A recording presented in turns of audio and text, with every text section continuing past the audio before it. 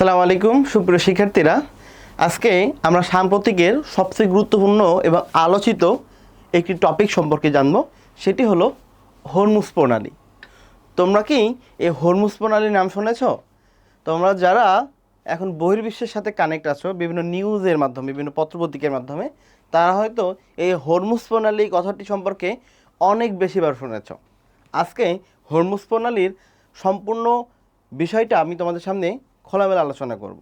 দেখো, শুরুতেই প্রণালী, আসলে প্রণালীটি কি? এর পূর্বে তোমাদের ছোট্ট একটি ক্লাসে আমি তোমাদের বুঝিয়েছিলাম যে আসলে প্রণালী কি। ওকে, প্রণালী বুঝতে হলে আমাদের চিত্রের দিকে একটু নজর দিতে হবে। দেখো, আমি তোমাদের যেটা বলেছিলাম যে একটি সংকীর্ণ জলপথ, দেখো এখানে অনেক সরু বা সংকীর্ণ একটি জলপথ যা দুটি স্থলভাগকে আলাদা করবে। দেখো, এটা হলো ওমানের ভূখণ্ড আর এটা হলো কি ইরানের ভূখণ্ড। তার মানে একটি সরু জলপথ যা দুটি স্থলভাগকে আলাদা করবে এবং দুইটি জলভাগকে একত্র করবে। কিভাবে দুইটি জলভাগকে? এটা হলো ওমান উপসাগর, এটা হলো ওমান উপসাগর এবং এটি হলো পারস্য উপসাগর। তাহলে এই সংকীর্ণ জলপথটি দুটি জলপথকে অর্থাৎ দুটি উপসাগরকে সংযোগ করছে বা একত্র করছে এবং দুটি স্থলভাগ যেটি ওমান এবং ইরানকে আলাদা করছে। তাহলে আমরা এই প্রণালী সংজ্ঞাটি কি বলতে পারি কিভাবে?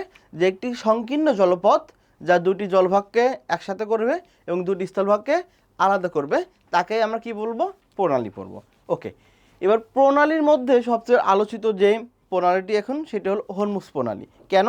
কারণ আমরা সবাই জানি এখন বিশ্বের আলোচিত একটি ঘটনা যে ইরানের সঙ্গে ইসরায়েল এবং মার্কিন যুক্তরাষ্ট্রের একটি যুদ্ধ হচ্ছে। আর এই যুদ্ধে ইরানের ট্রাম্প কার্ড হলো এই হরমুজ প্রণালী।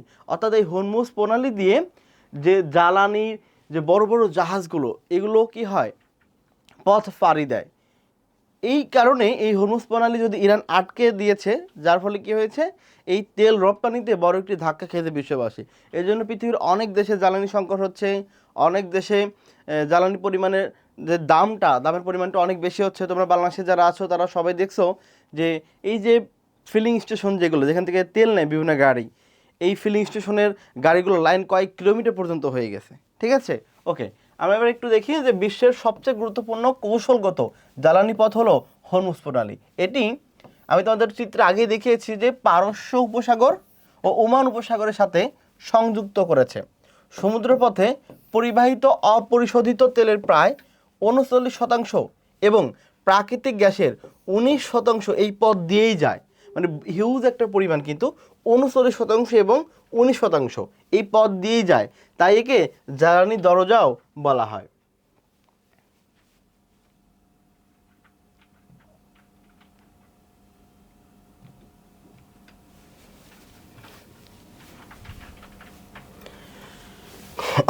এর প্রবেশ এবং প্রস্থান পথ প্রায় 50 কিলোমিটার প্রশস্ত। মধ্যবর্তী স্থানে এর সবচেয়ে সংকীর্ণ অংশ প্রায় 40 কিলোমিটার মতো পর্যন্ত প্রশস্ত। আমি এখানে দেখো তোমাদের সংকীর্ণ পথের কথা বলেছি। এখন সংকীর্ণ পথ বলতে খুব কম, বিষয়টা তেমন না। আসলে দেখো, এই যে সমুদ্র যে আয়তন, এটা অনেক বেশি না? এই সমুদ্র পথের আয়তন তো অনেক বেশি। এই অপেক্ষা 40 এবং 50 কিলোমিটার, এটা আসলে সংকীর্ণ অর্থে কিন্তু আমরা বলতে পারি। পরবর্তী বিভিন্ন সাম্প্রতিক বিষয়গুলো জানতে প্যানাসি পাবলিকেশনের পেজ ফলো দিয়ে রাখো এবং ইউটিউব চ্যানেল সাবস্ক্রাইব করে রাখো।